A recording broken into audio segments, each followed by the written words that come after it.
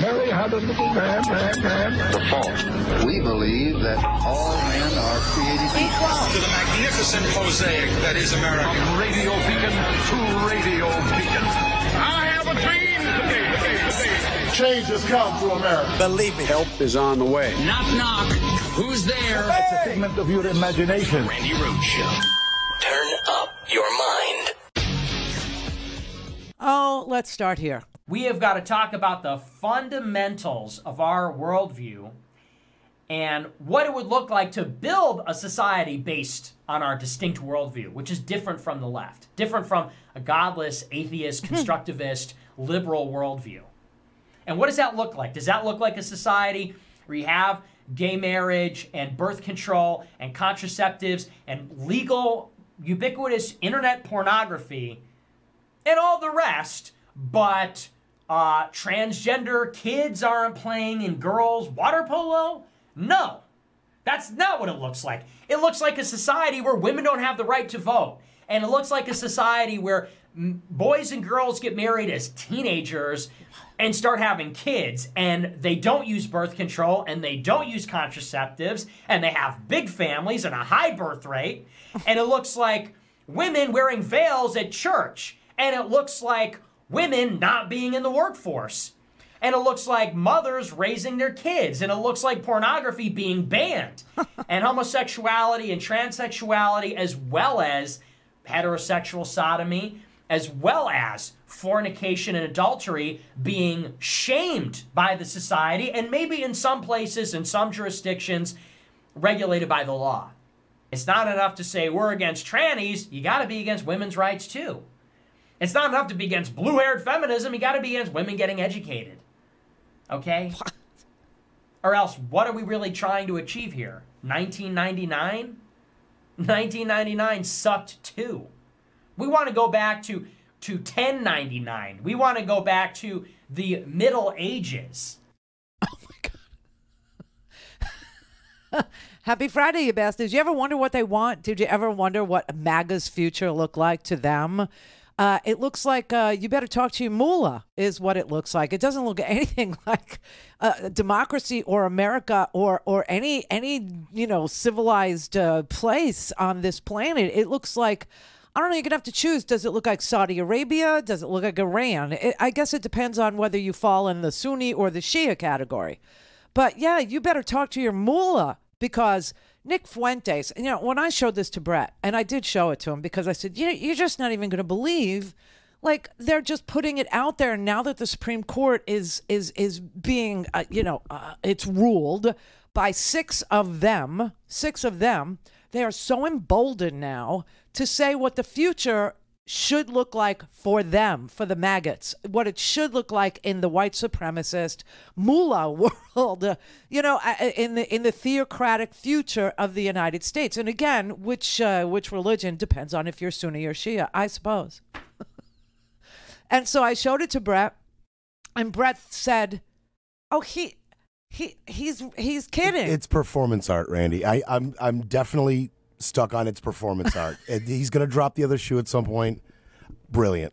He's going to need his porn if all the women have stretch marks by the time they're 17 in his world, in his fantasy world. I mean, he's going to need as much porn as the internet can provide for free. But no, he's not kidding, Brett. This is Nick Fuentes. Okay, this is a guy who roots for Russia, who introduces Marjorie Taylor Greene at America First rallies, political action committees. This is a guy who literally is openly a supporter of genocide, really. And now they're going on about Russia and Vladimir Putin is Hitler, and they say that's not a good thing. And they say it's can not we a good give thing. a round of applause for Russia? Yes. America First Political Action Conference 2022. Absolutely. We are honored, we are humbled and excited to welcome to the stage right now for our first speech, and we love to get to know her much better. I think this is going to be the beginning of something great. The representative from Georgia, Marjorie Taylor Greene. No, they're not kidding, Brett. This is not performance art. This is really their wheelhouse. It's really what their vision of the United States of America is going into the future. They want women in church veiled. Okay, I mean, listen, and I'm telling you right now. Yesterday, I was explaining this to you. The Republicans literally blocked.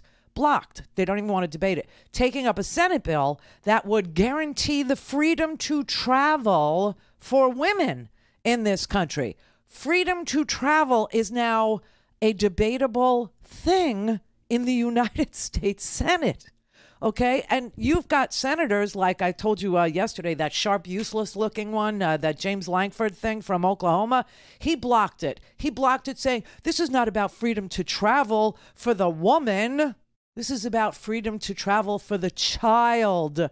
The child. And if she travels with the child will be murdered. The child will be killed. This is literally their forced birth fantasy. This is their Talibangelical future vision of the role of women in today's society. They are freaking mullahs. I hope you understand that. You know, we're going to have to start telling your mullah jokes. Your mullah's so stupid, you tell him it's chilly outside, he gets a spoon. Do you know what I'm saying? This is what they want. They want mullahs, man. They want your mullah's so old, his social security number is 1. Your mullah's so fat, his car has stretch marks. You know what I'm saying? This is like what they want for this country. It is a serious effort to take away the rights of so many people in this country who aren't up for this, okay? And so one of the things you might say is, well, it works for them. It works for them. It doesn't work for them. This is why they have to cheat. This is why we have gerrymandered districts. This is why we have a filibuster rule that requires a supermajority in order to actually say, yes, women in America are free human beings and they can travel without a close male relative. They can travel uncovered. They can travel for health care. And now I just want you to know that Texas just sued the Biden administration. I'm not kidding. This is the Washington Post. The Texas Attorney General, Ken Paxton, who's under indictment still, sued the Biden administration over federal rules that require abortions to be provided in medical emergencies to save the life of a mother. They're literally saying women must die. They're literally saying, women, we don't give a damn about whether or not your baby's viable, whether or not your baby is dead inside you and sepsis has ensued and you will die. We don't give a damn about whether or not, you will have a hydroencephalitic baby, or if the baby has, some disorder that causes you to get edema and die, meaning you get so swollen because of the water that you will die. You'll die of, stroke, or you'll die of hypertension, high blood pressure. They don't care. They're literally suing the Biden administration over a federal rule that requires that you save the life of a pregnant person. That is the primary goal of healthcare in this country when it comes to somebody who has a pregnancy that is killing them. You supply emergency medical treatment, and that supersedes any state restrictions on abortions in cases where the pregnant patient's life or health is at risk. They are literally suing to let women die. It's like, die, bitches, die. And then they tell you right up front, for the whole world to stream and view and hear, that they literally want women to get pregnant when they're preteens, get pregnant when they're, just starting to hatch eggs, and that they can't use contraception, and that they have high birth rates, and that they can't vote. And, oh, by the way, let's not educate girls either. That's what he said. That is not performance art. It's a vision. All things Randi at RandiRhodes.com. Go for launch. Speaking truth to power, the Randi Rhodes Show. We continue to support Tsar Putin in the war effort. Can we get an 07 in chat? We want to just keep in mind, we want to keep our brave soldiers in the white, blue, and red in our prayers and in our thoughts as they continue to liberate Ukraine from the great Satan and from the evil empire in the world, which is the United States. So, of course, our thoughts and prayers, our hearts go out to you, the pride of the Tsar, the pride of Moscow. We continue to root for them as they liberate Ukraine. Is there any doubt in your mind that they love the idea of autocracy, that they love the idea of one man, I alone can fix it? But it does, when you hear them talk about what should happen with women in this country, when you hear that they don't want us educated, when you hear that they want us living in red state prison camps, and they love Russia, then forced labor has a whole new meaning, doesn't it? Holy crap. They are just out there telling you exactly what they want. Now, you know what's really creepy? It doesn't work for them, which is why you see fewer and fewer and fewer people saying that they are part of this madness, that they are identifying as Republicans anymore. This party has been taken over by a white supremacist, white nationalist, theocratic, autocratic group of people who think that if they, actually see the day when there's one person in charge, there's no law, there's no education, there's no health care, there's no, there's just like red states with prison camps and forced labor by women, creating more white babies, which is the goal here, that they will somehow be the favored group that survives the mullahs. It never happens that way. They will be sacrificed at the altar of I am the autocrat, you're not. There's no doubt that these guys are going to become inconvenient because they talk too much.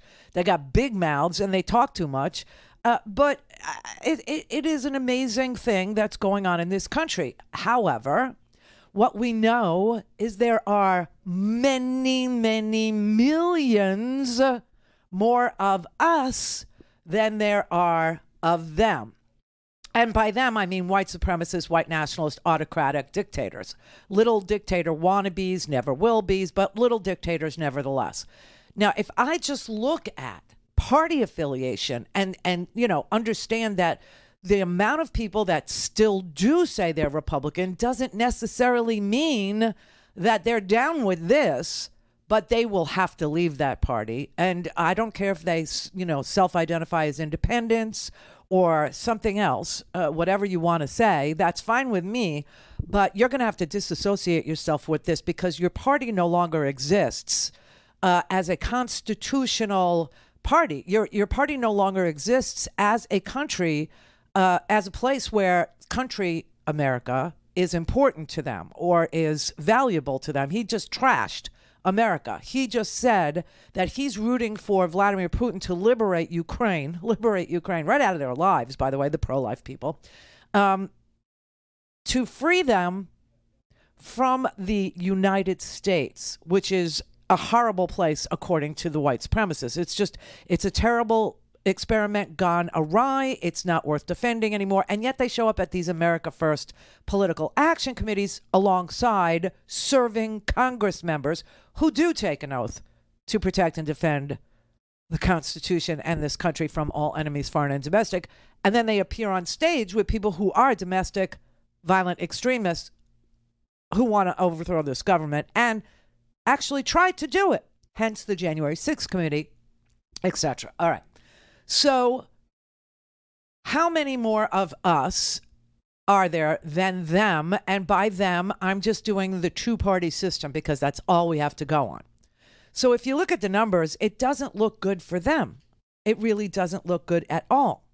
There are about 181 million Democrats in this country, and there are 120 million Republicans in this country. So you could see that there's multiple tens of millions more people in this country that don't vote for Republican candidates, don't vote for Republican governors, don't vote for Republican state legislators, don't vote for Republican presidents, don't vote.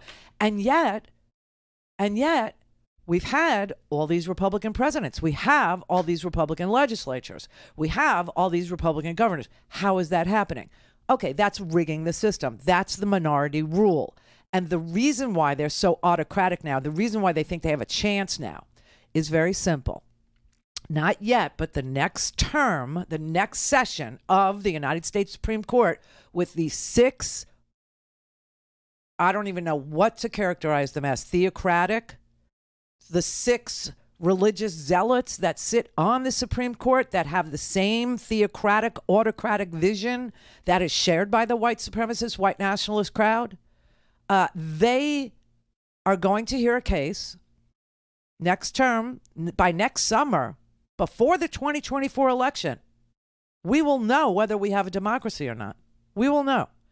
But they're going to hear a case that's going to decide whether or not courts, which is the only sort of impartial arbiter that we have in our system, can weigh in when someone's right to vote is taken away erroneously, or when someone's right to vote is challenged, or when there is fraud in an election and you want to have a redress of grievances.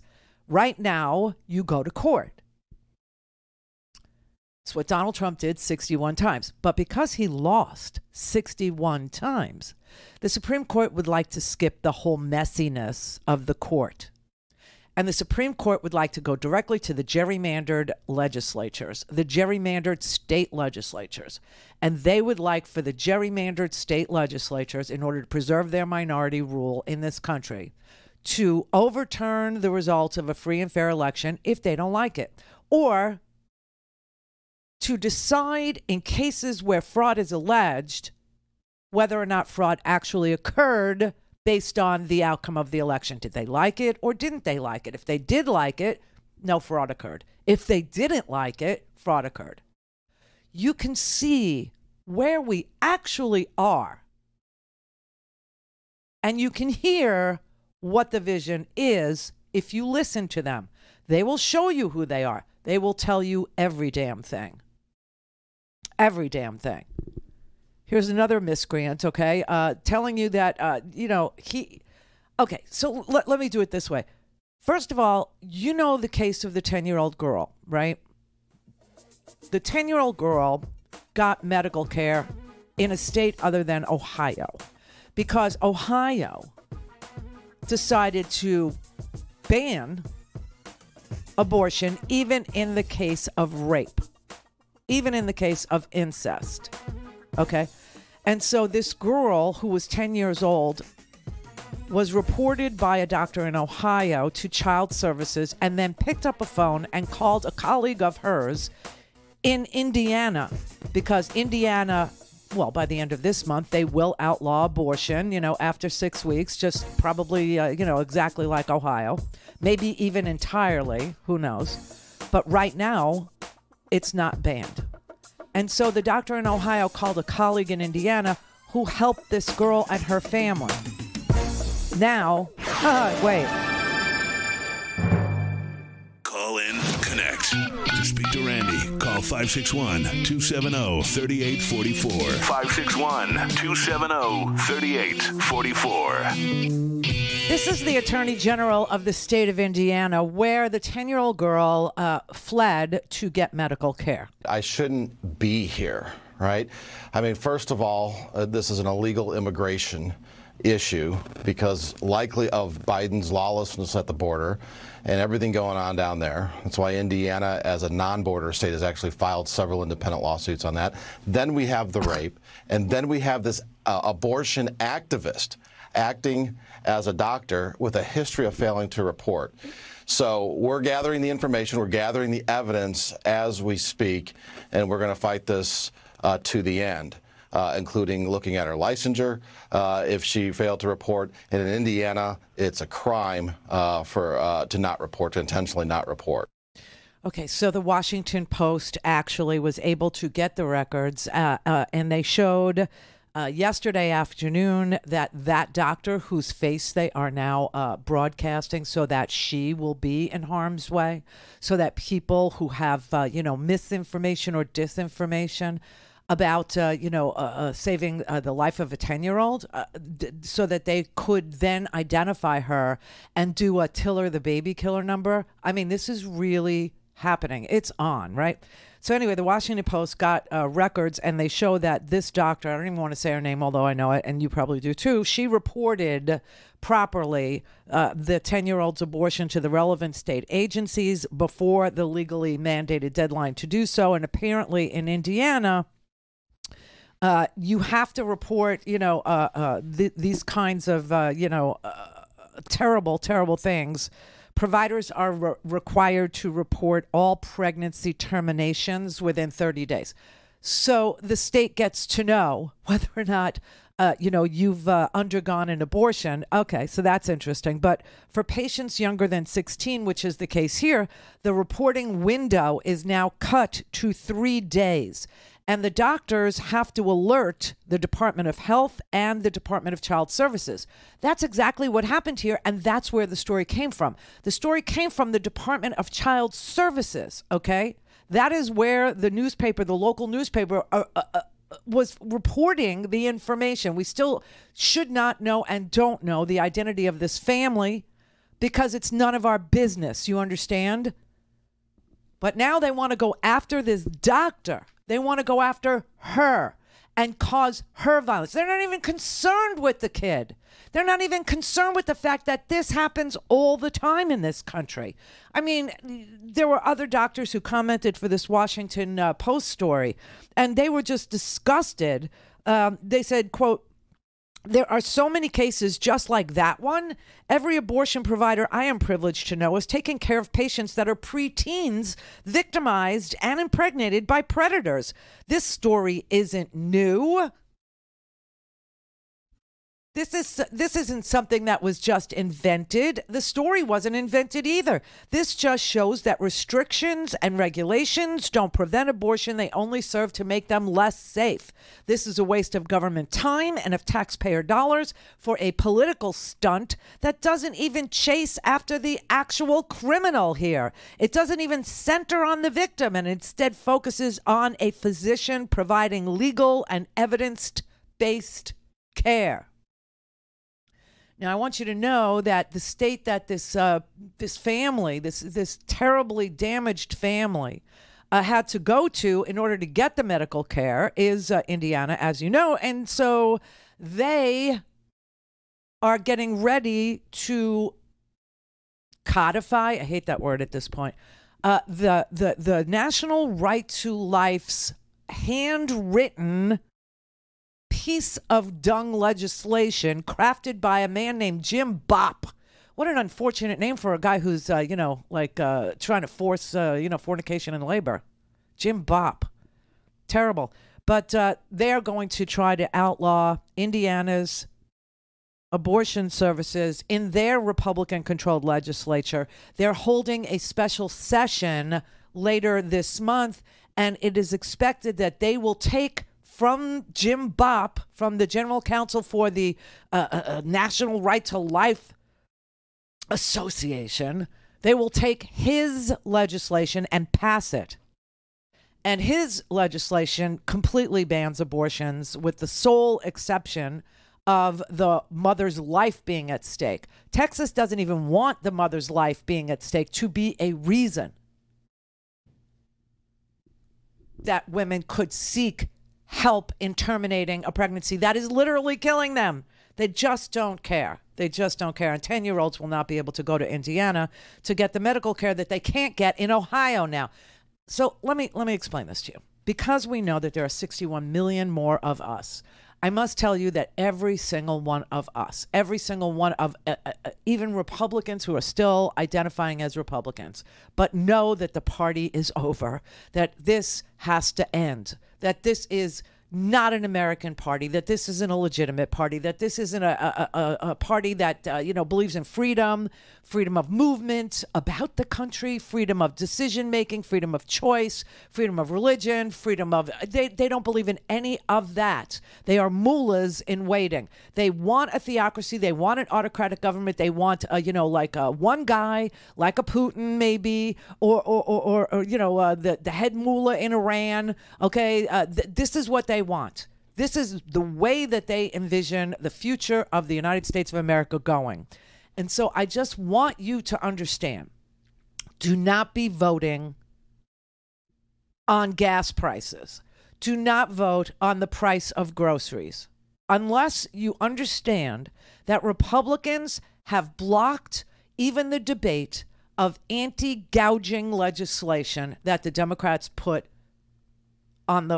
to put on the floor of the Senate. Unless you understand that Democrats tried to stop gouging wherever it's occurring, whether it was at the oil pump, because the price of oil is coming down.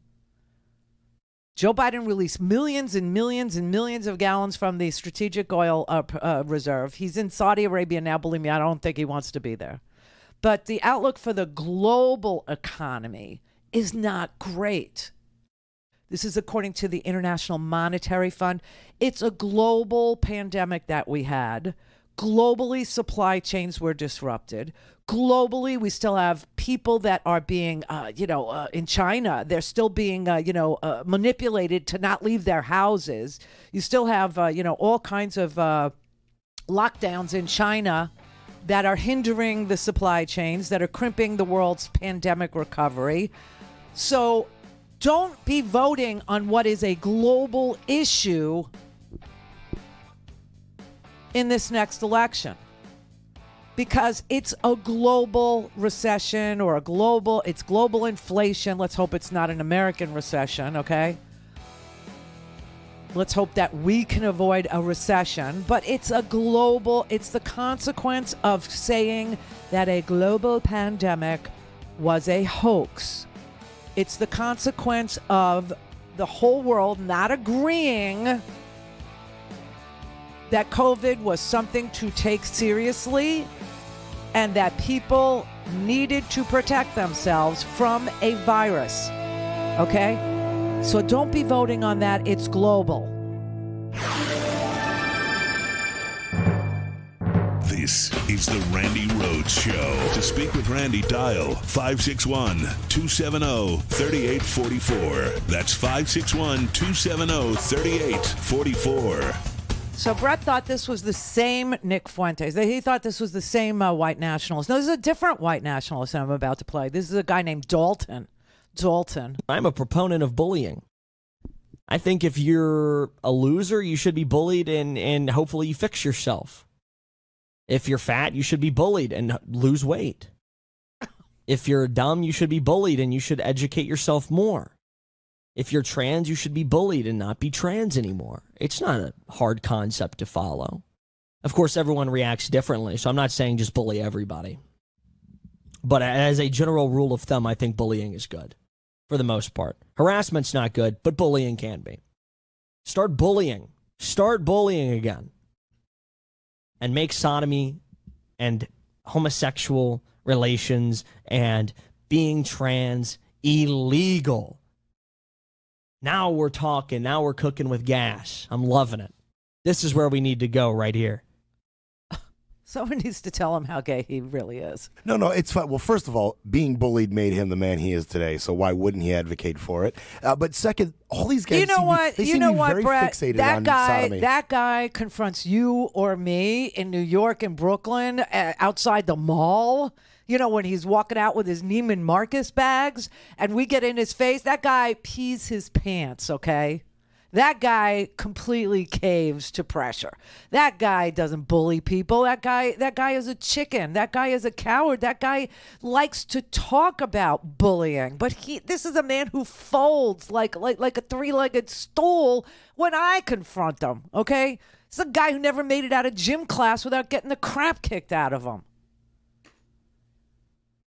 These guys, he sounds like a comic book character, okay? They sound like throwbacks to like the 1950s Dobie Gillis era. You know what I'm saying? These are such wastes of space in the podcasting industry. And they all have millions of viewers. All of them. This is what the Lunatic Fringe does for money. This is what they do. Kathy in New Mexico. Oh, gosh, okay. I was too busy listening to you. Now, you're so funny. But, yeah, when you first played that clip, it's kind of scary that we live in a time where I couldn't tell if it was... I thought it was a joke at first, and I'm glad you clarified it for me because I wasn't sure. Yeah, Brett did too. Brett did too. I mean, I was listening to the hearings yesterday, and it's so insulting. The Republicans, I don't even have words for it. The way they were questioning them, they weren't taking it seriously or serious, and it's just. Oh, you're talking about the clip. I couldn't tell. You're talking about the Dobbs hearings. You know, about the abortion crap. Yeah, they had experts. There was a couple of hearings. I watch C-SPAN sometimes. Yeah, me too. Yeah, it's incredibly insulting, though. I don't know. Because they're all operating. They're all operating in bad faith. Okay, they are embarrassing. Yeah, they're exactly. embarrassing. Now, you know what you got to remember is the whole world sees it. The whole freaking world sees what's going on here. Everybody can watch what's going on in our Senate, in our House. Everybody can see what's going on in America, that women are losing their rights. Everybody can see what's going on in America, that they're preaching white nationalism, that they're rooting for Putin. I mean, the internet is international. Anybody can see everything now. And they're looking at America that used to be, look, the reason why human rights are, a thing is because of us. So when people, say, well, what's so exceptional about America? Well, right now, I would say very little. However, the reason why America is the exceptional country is because we literally say to places like Saudi Arabia, you can't dismember people, okay, and still be legitimate government, that America wants to, hang with. Okay, we're gonna suffer, the fools that you are gladly because you've got something that we want to make worthless, but it's not worthless yet. So, but you wait, exactly. Right, because the day is I'm coming. I'm kind of worried though. I think the Republicans need to lose, though, and I don't think they're going to. Well, I don't know if I believe what's in the media, but it's kind of scary to know that these people might be in power. But I mean, I don't know. The only way we need to get more people. Yes, we need more people voting. We need more people to vote. That's right. And everybody says, "Oh, that's so trite." The simplest explanation is often the best, and the simple truth is that on Election Day, you have as much power as every one of these lunatic, fringy people in Congress do, right? Everybody gets one vote still. I mean, until the Supreme Court decides you don't, and that the legislature is going to say, oh, don't even bother with having an election. Let the legislature, choose the manner in which the electors are selected. And if the legislature says voting is just too messy, it's too expensive, it could save the state money, and they will pitch it that way to you. Let us, you already voted for us. We're your representatives, which is what they'll say to you. Just let us pick the winner. And they will do away with elections. But we still have 2022. Maybe you'll get to vote in 2024, but I'm not sure because next summer we'll know. Bobby in North Carolina. Hey, Randy. Yes? I'm a long-time fan, long-time listener. Hi. Let me turn my radio down. Thank you. Okay. So, first of all, I want to say two things. There's two words. Hillary Benghazi. So they're going to attack this doctor for her role in giving a young lady, a young girl, an abortion, and dismiss the fact that the Secret Service deleted some text, a lot of text, and we did Benghazi for, 2 years? Mm-hmm. It's insane. There were 11 Benghazi hearings. She testified for 11 hours, right? 11 hours, and didn't take a pee break. Right. Yeah, that's quite... Yeah. What a woman. Iron bladder, really. Call old iron sides, really. It's just an amazing thing. But yeah, and they're screaming, lock her up, lock her up. And why were they screaming, lock her up? Because Trump said that she had deleted 31,000 emails, right? This is the whole... 31. Right? And this is why they were screaming, lock her up. So now we find out that the Secret Service, and I don't know which Secret Service, was it all the Secret Service men, or was it just Tony Ornato and the guy that was in the car that, or was it just January 5th and 6th texts that were deleted, or was it every text that was sent before? See, this is what makes no sense. And when you ask the questions, all of a sudden it becomes very apparent that Donald Trump has a habit of erasing 7 hours of telephone messages. Remember when we first started down this January 6th road, we found out that there was a gap of 7 hours that day, that there's no diary keeping, that somebody destroyed all the documents from the day about what he was doing.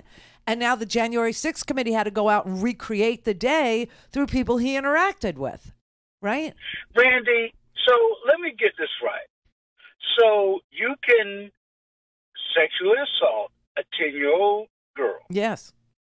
However, the only reason that it becomes a story is because you're an illegal immigrant. Otherwise, if the guy that actually committed this crime, this 27-year-old Guatemalan man, if this man was an American 27-year-old, that was going to Ohio State or something like this, believe me, to this day, to this minute, we would be denying that this girl exists. They would be still saying that Joe Biden lied and he made it up, that there was no girl, that it didn't happen, it never happens, and that they're just trying to vilify the Supreme Court's Roe decision. That's all they're trying to do. Yep, and Fox, not even close to being news, still has not recognized the errors that they made, because they don't tell the truth on anything. They just tell what. In fact, I would love to talk to a Fox commentator and say, do you ever listen to what you say? Do you have a home to go to? And the another thing too is that Bill Gates was asking for this girl's phone number. Sorry? Bill Gates was asking for this girl's phone number. Which girl? The 10-year-old? Yeah. You're saying he's a child molester? Oh, did I say that? Oh, I'm sorry. No. Oh, it must have been somebody else. Oh, my God. That went left quickly. Didn't it? I have no idea. Okay. All I know is Donald Trump likes to inspect them at the Miss Teen USA pageant and pals around with, the dead Epstein. But, okay. Listen, if anybody is touching the hair on the head of a child, I'm all about the, lock them up. But just accusing somebody like that makes no sense.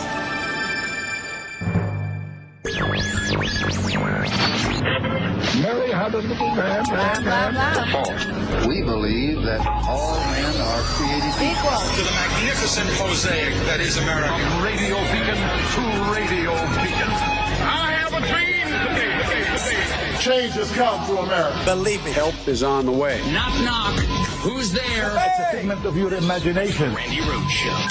Turn up your mind.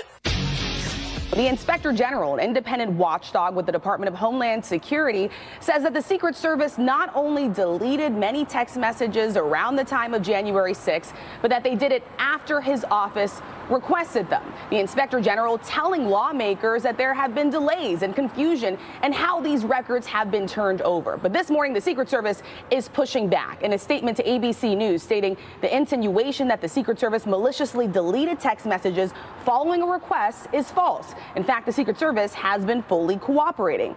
The department says well before that request was made, it was in the process of updating its mobile phones and resetting them, and because of that, some of the data was lost. They insist that it's nothing the Inspector General was looking for. But now, with two different sides to this story, lawmakers are trying to figure out a way to get to the bottom of this. Leaders on both sides this morning calling for transparency. I'll go with the Inspector General. That's where I'll go. I mean, this is crap. Okay, you understand? This is Trump's infestation of the Secret Service. This Tony Ornato guy. First of all, whatever happened to Keith Schiller? Donald Trump's bodyguard, who would intimidate. So I think that when Keith Schiller left, he recommended Tony Ornato at the Secret Service, and Donald Trump gave him a gave him an office in the West Wing.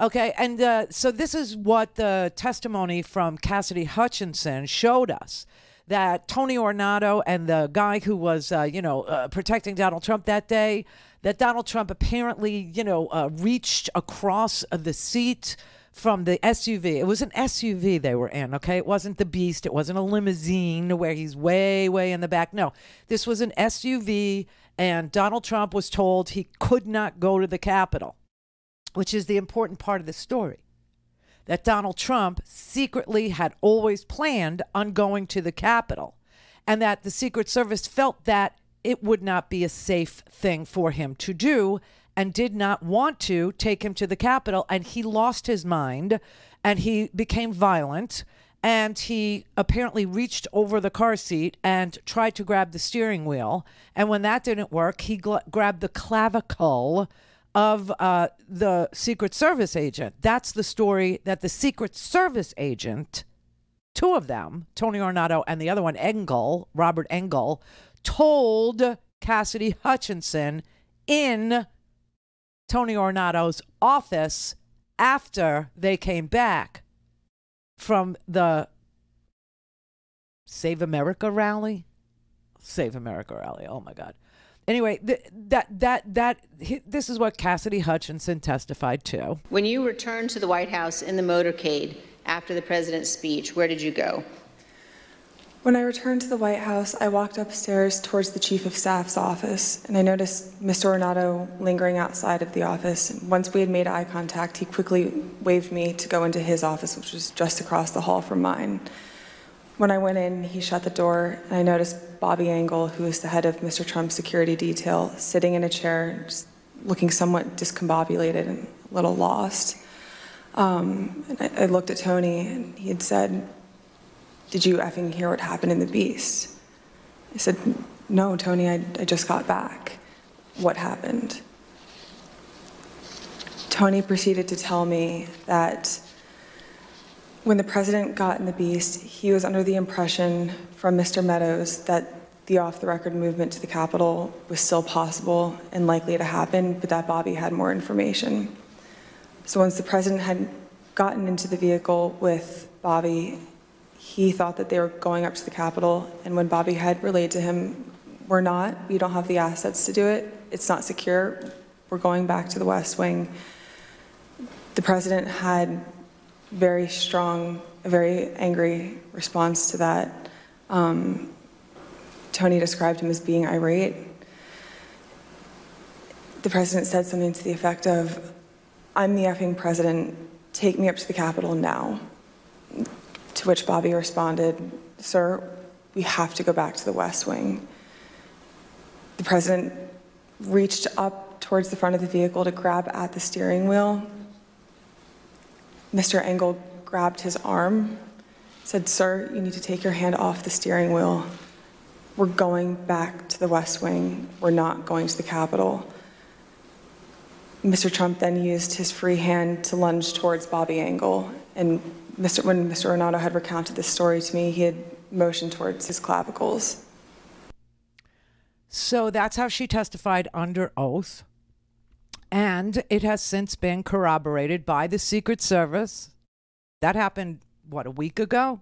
Two Secret Service sources have just confirmed to CNN that Donald Trump did angrily demand to be taken to the U.S. Capitol as rioters, may I say armed rioters, approached Capitol Hill, and he berated his protective detail when he did not get his way. So this is significant because it corroborates some of the testimony from Cassidy Hutchinson on Tuesday. Right. And then yesterday, some of the D.C. Metro Police corroborated even further that they had seen what happened with the motorcade.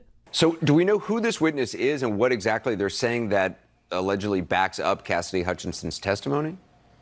We don't have a lot of specifics right now, Anderson, but our reporters Jamie Gangel and Andy Greer were able to learn that there was a Metropolitan Police Department police officer, this was someone working for the Washington, D.C. police force, that was part of the motorcade that did speak to the January 6th Select Committee and was able to corroborate at least a little bit about Donald Trump's position and his attitude on that day of January 6th, and specifically that he was angry and had the desire to go to the Capitol on that day. Now, this wouldn't have been an officer that would have been specifically in the presidential SUV that was, which is in dispute right now, but someone that was part of that group of vehicles that would have taken the president from the ellipse back to the White House. Okay, so we have the Secret Service corroborating the angry, irate Donald Trump in the car a week ago, and now Metro DC police are saying, well, I was part of the motorcade too, and I could tell you the president was angry. I don't know who that person is, but we don't even need that person. We don't even need more corroboration. So what do we find out last night? Oh, the Secret Service deleted text messages from January 5th, which would be the planning to move the president to the Capitol, and January 6th, which would be saying we don't have the assets and we have new information and we're not going to take you to the Capitol, and how the president reacted. Okay. So all of a sudden we have a Rosemary Woods situation where we have 7 minutes of tape just completely erased, missing. Didn't you always think that your text messages and your emails were never deletable? Didn't you always think that? So it's interesting that they're saying, oh, but they're no longer, we don't, because we were migrating to new devices. Okay, which phones were migrating to new devices? Whose phones were migrating to new devices? And it was it only the January 5th and 6th stuff that was lost, or was it lost, or are you just saying it was lost? You know, this is just, it's so ridiculous, like the amount of, positions, again, that they're going to twist themselves into to cover up the fact that the president of the United States is a maniac, was a maniac.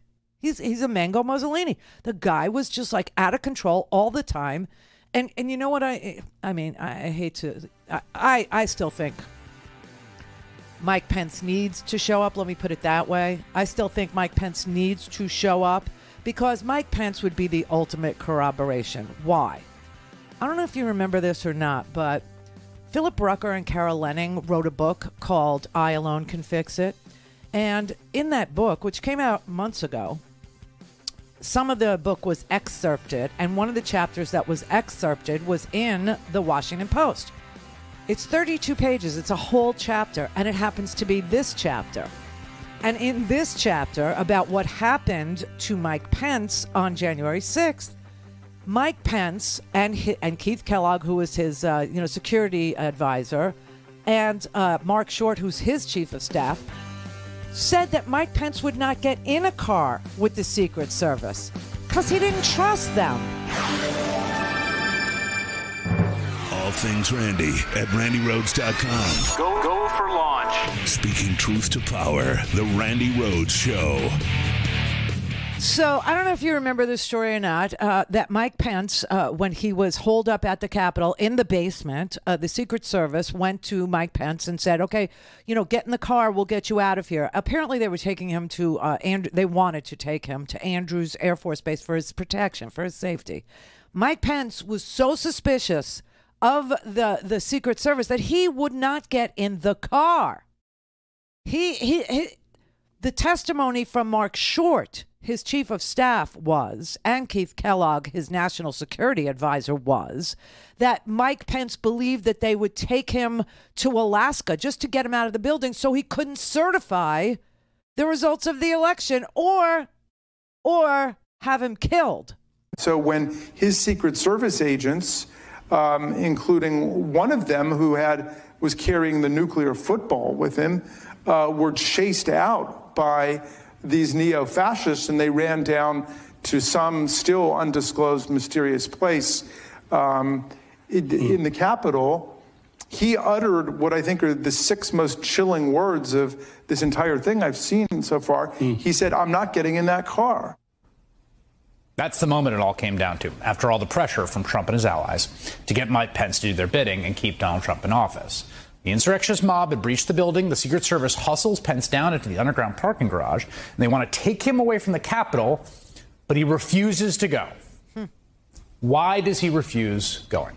Well, Pence's own chief of staff, Mark Short, says the vice president did not want his evacuation to be the indelible image sent around the world. Yeah, sure. He said, I'm not leaving.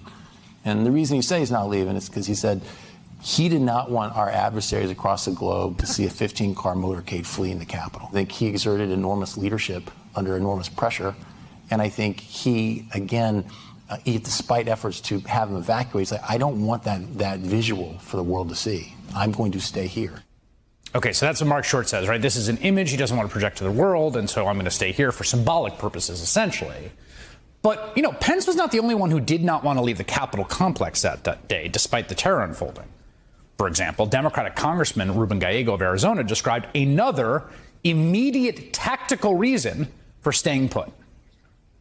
I saw a bunch of buses pull up, and they were buses to evacuate us. And let me tell you, in coups, when you leave the Capitol, you've lost. And so I started texting every member I could in all of our text chains. I'm like, do not leave. Like, if they tell you to leave, like, do not leave. Like, you're safe for staying here. Like, we get on those buses. There's no guarantee we're ever coming back. There's no guarantee we're ever coming back. And, you know, Mark Short put the happiest face on it that he could possibly put on. Well, Mike Pence didn't get in the car because he didn't want the world to see Mike Pence fleeing the Capitol. You mean you didn't want the world to see the vice president of the United States fleeing the president of the United States? You didn't want to broadcast to the world that the United States was having a complete and utter meltdown and was about to have a constitutional crisis.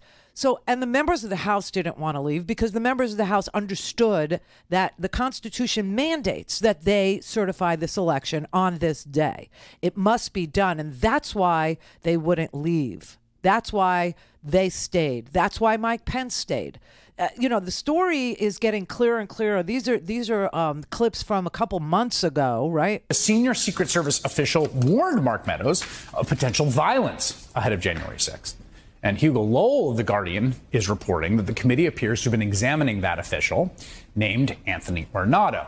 A source tells Lowell that Trump gave Ornato a big White House job, Deputy White House Chief of Staff for Operations, in part because of his loyalty. Now, Ornato previously helped coordinate Trump's infamous march through Lafayette Square for a photo op with the Bible and assisted in planning of many Trump campaign rallies. On January 6th, he was overseeing Secret Service movements. Carol Leonnig and Philip Rucker report that while Pence was in that secure underground area of the Capitol, Ornato, right, told Pence's national security advisor, Keith Kellogg, that the vice president's security detail was planning to move him to Joint Base Andrews. And Kellogg replied, again, this is a reporting of Leonnig and Rucker, "You can't do that, Tony. Leave him where he's at. He's got a job to do. I know you guys too well. You'll fly him to Alaska if you have a chance. Don't do it." Right. Because the entire idea here was that Mike Pence, if he wasn't around, if he wasn't in the Capitol, if he wasn't available, if he was in Alaska, or if he was dead, which is why hang Mike Pence, then he couldn't certify and Donald Trump could win. This is really what they were thinking. This is truly what the Plan Z portion of A through Z plans actually culminated in. Well, just get Mike Pence, either kill him so he can't certify or take him, far, far, far away so he can't certify. And Mike Pence understood that. He did not trust the Secret Service. Mike Pence was incredibly suspicious of what was going on. And the fact that he rejected the Secret Service's order to get in the car for his own safety says a lot. But it also goes to the fact that Donald Trump has destroyed our institutions and the trust that we have in our institutions because he politicized every apolitical institution that we had, the Department of Justice, the Secret Service, the intelligence community. And what we need to do is restore confidence in those institutions because It very well may be that there's a legitimate explanation for this. But as soon as we hear it, we suspect the worst because we know that Donald Trump was the worst. So it is unfortunate that we're in this situation, and we need to be suspicious of every single thing that has happened in that administration and that he has touched. Yes, because everything Donald Trump touches dies, including every institution that he burrowed his loyalists into, and that includes the Secret Service. It includes the intelligence community. It includes the military. Okay, Mark Esper was fired, and acting Secretary of Defense Chris Miller puts out an order to tell the National Guard not to show up armed, to do traffic duty that day, that they are not to, defend the Capitol in any way. I mean, and now the Secret Service says, we deleted emails. Well, which emails did you the text messages? Which text messages did you delete? Whose text messages were deleted? Was it just January 5th and 6th? And now the January 6th committee has to recreate everything that happened, which is why you heard from Cassidy Hutchinson and why she was asked about what happened in the car. Otherwise, you never would have heard it because Liz Cheney never would have asked the question about what happened in the car. And the only reason why what happened in the car matters is because you need to prove that Donald Trump had planned but kept it secret.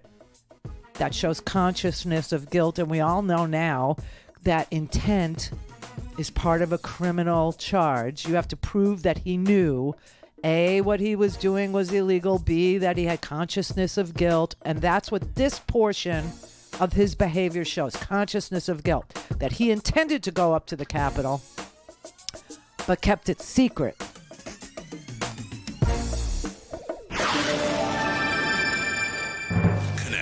To speak to Randi, call 561-270-3844. 561-270-3844. Here was John Dean's comment about the deleted January 6 texts. This isn't the first time information from the Secret Service has gone missing on the 6th. The president's daily diary for that day has a 7-hour gap. The Secret Service is one of the principal entities that feeds the diarist that keeps the record of the presidential record for that day. And apparently the Secret Service couldn't supply information about that day, so there's 7 hours missing there, too. We've never had a good explanation of that.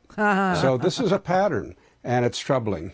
Pattern in practice, pattern in practice. Yes, it's interesting that Tony Ornato was in charge of keeping the diary as the head of the Secret Service, and that for loyalty, he was given an office in the White House, which peeved a lot of the Secret Service men because Secret Service men and women believe that the Secret Service should be apolitical. And so when Tony Ornato was elevated to a White House office just across the hall from the chief of staff, across the hall from Cassidy Hutchinson, they were a little dismayed. And then all of a sudden, subpoenas kept flying, about produced documents on where the president was that day for 187 minutes. Where was he? Why wasn't he, calling off the hounds? Why did he not, say, hey, everybody go home? Because we know now from, Stephen Ayers, who was just an ordinary guy from northeastern Ohio who worked for a cabinet making company for 20 freaking years, that when the president sent his text to tell these zombies, this apocalyptic group of methamphetamine, fueled zombie creatures to go home, they went home. 7 hours is missing from the diary of the president's movements that day. And now we're supposed to believe that text messages were somehow deleted in a device migration plan. That happened after the subpoenas came. I mean, come on. This is so bad. This is just so crazy. It's a definite Rosemary Woods moment, which goes back to, that stupid little Cub Scout burglary that President Nixon, tried to cover up, which John Dean went to jail for. People forget John Dean went to jail. Brother David. Sister, have you seen Gaslit? Yes.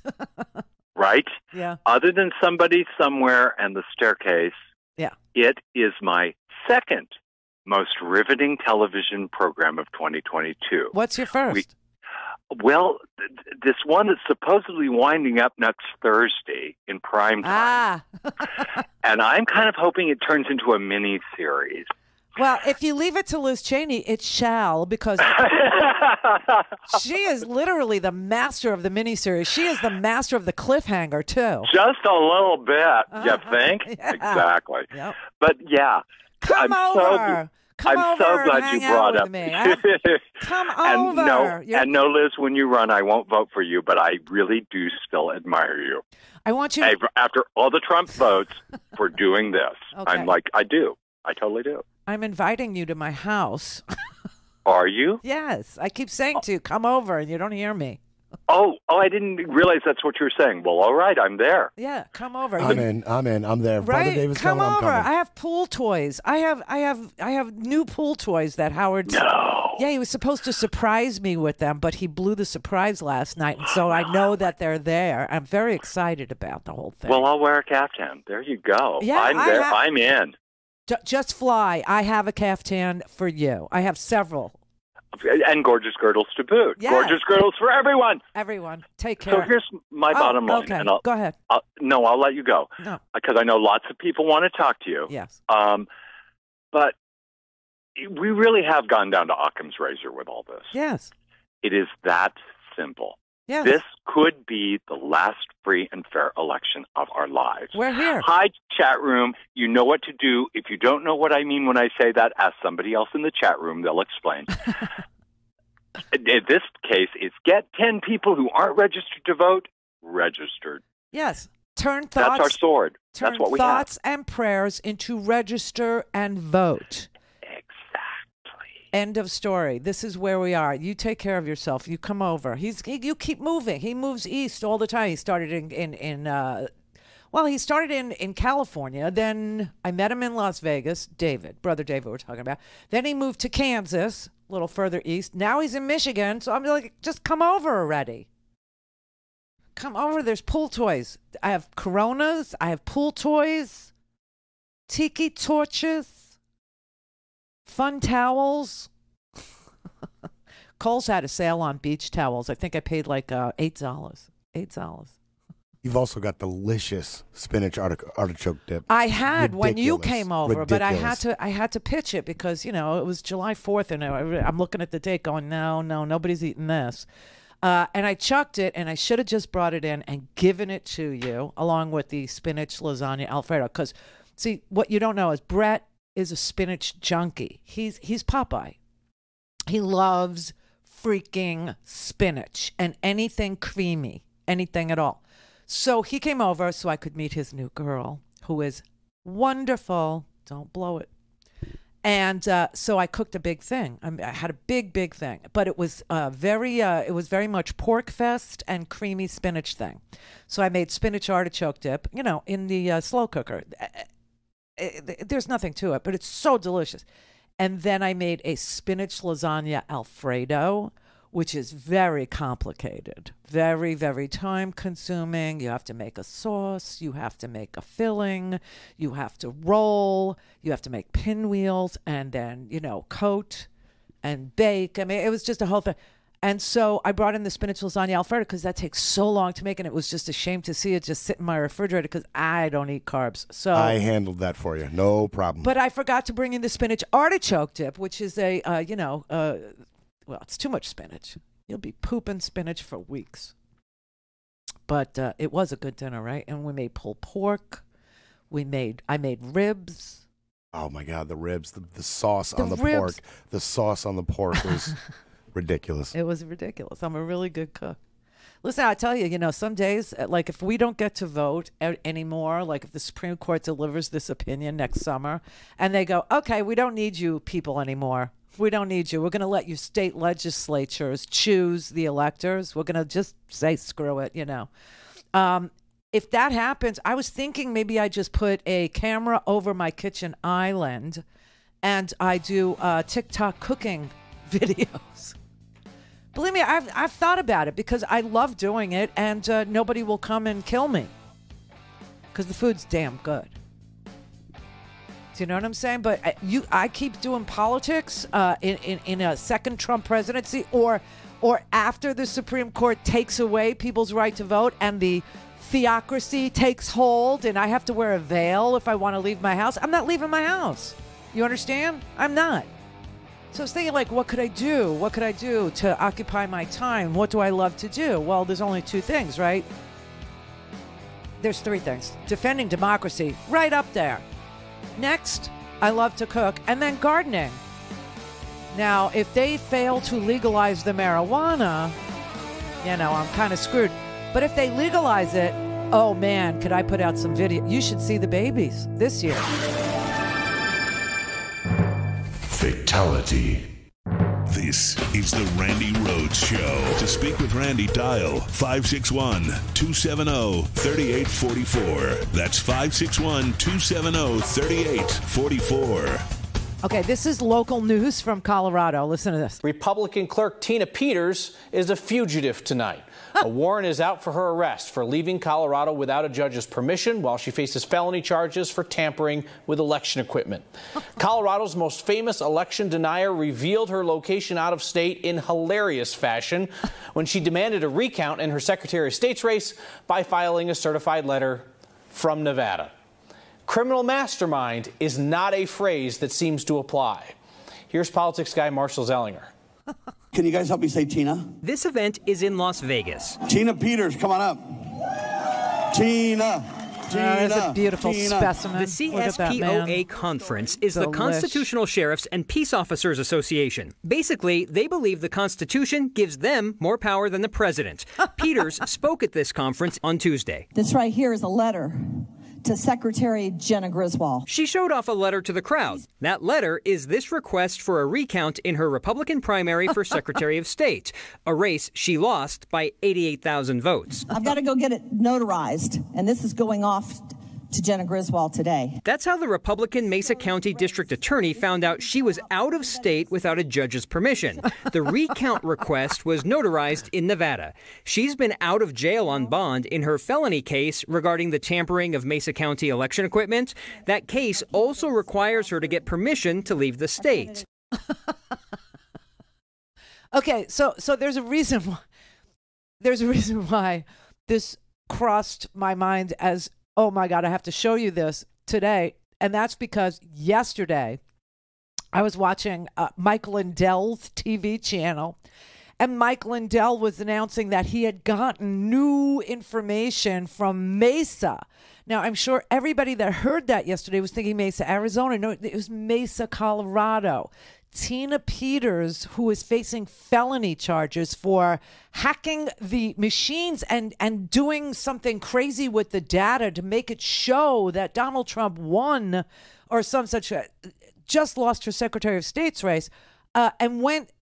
She's under indictment for a felony for interfering in an election and isn't allowed to leave the state. Well, she went to Nevada. She went to Las Vegas, where the sheriffs offered to protect her from the long arm of the law and filed a recount request in her Secretary of State race, which would give her complete control over Colorado's elections, which, thank God, Coloradans voted no to her and picked somebody else, Jenna Griswold. And so she filed for a recount there. So they will never stop. You understand? They will never, ever, ever stop trying to rig elections, overturn the results. The Supreme Court just might help them. You understand? Cut out the courts, and it's in the hands of Tina Peters. Cut out the courts, and Mike Lindell and Michael Flynn and Rudy Giuliani and Sidney Powell and all those, that cast of creatures, they seize the voting machines, if there are voting machines to be seized, or they win at the level of the state legislators, which was part of Plan A, B, and C. And they succeed there, and so, there's no need to go any further. This is so dangerous and so bad and so scary and so happening. It's just so real. It's so real. We're there. We're right there. We're right there. This could very well be the last free and fair election that America has. Just saying. So if you're at all concerned, or if you're at all the simplest solution is the best. Vote. I mean it. Vote, and vote differently. Vote to maintain democracy. That's it. That's your only issue. The idea that, they're going to talk, they're going to say, the economy sucks. Yes, the economy sucks, but the economy sucks globally. We had a global pandemic. It globally broke supply chains. It actually globally broke China. It globally broke Russia. I mean, they took all their oil is, not really on the market because people are boycotting Russia because Russia decided that they were going to invade their neighbor, which is just crazy. And because COVID isn't really over and you still have these lockdowns in China and you still have lockdowns in other places in the world, because we lost so much staffing at so many logistics places, including airlines, including shipping companies, truckers, the whole 9 yards. That is all part of the supply chain. It's not just us. It's the whole freaking world. The whole freaking world. That is not an issue for you to vote in an American election on. The only thing that should be on your mind is losing rights, losing the ability to vote, losing the ability to decide when to raise a family and with whom. That's it. That's where we are.